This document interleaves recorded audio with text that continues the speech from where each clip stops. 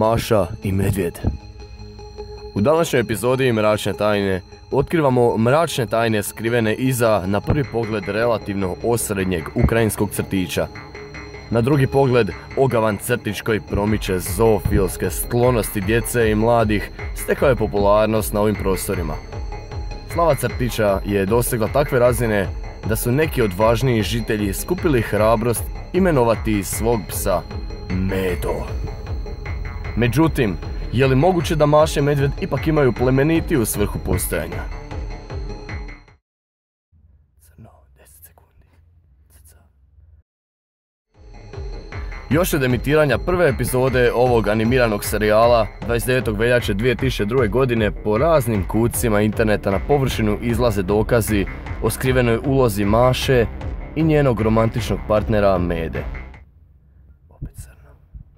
Na poznatoj i reputabilnoj internetskoj enciklopediji nedavno je objavljen članak koji govori o povezanosti bivšeg ruskog predsjednika Erdogana i poznate španjolske voditeljice tajne britanske antiterorističke jedinice Elizabeth Taylor. Ovu teoriju potvrđuje i prijevod brazilske pjesme Despacito.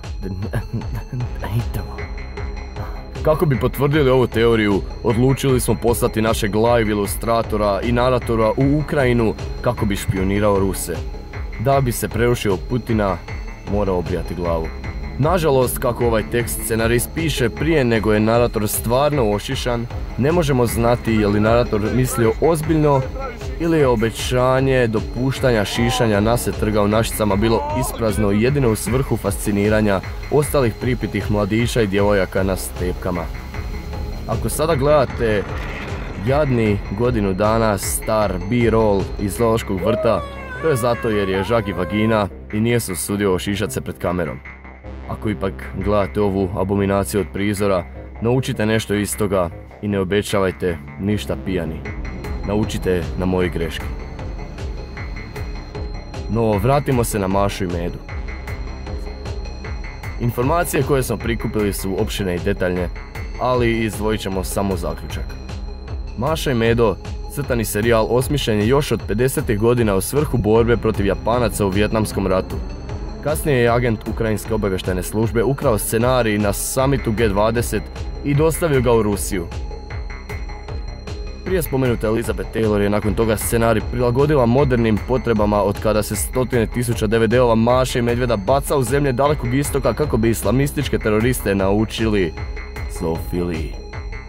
Poznati srpski poduzetnik Nenad Nikolić Kalašnjikov MP44 No Scope je došao do nelegalnih kopija te ih od onda distribuira na ovim prostorima. Idući puta u Mračnoj tajni.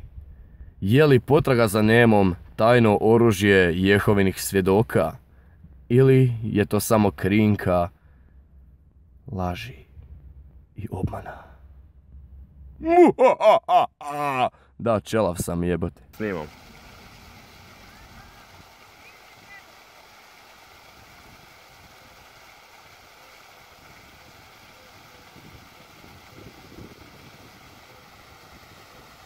Odlazi mi snaga s kojom sam osjetim. Šta ti meni radi? Ti meni praviš X-Ox. Grebe me, bok te.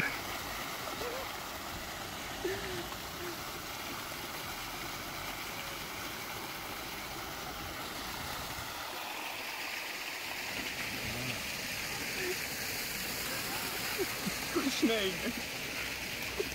To mi još postoje.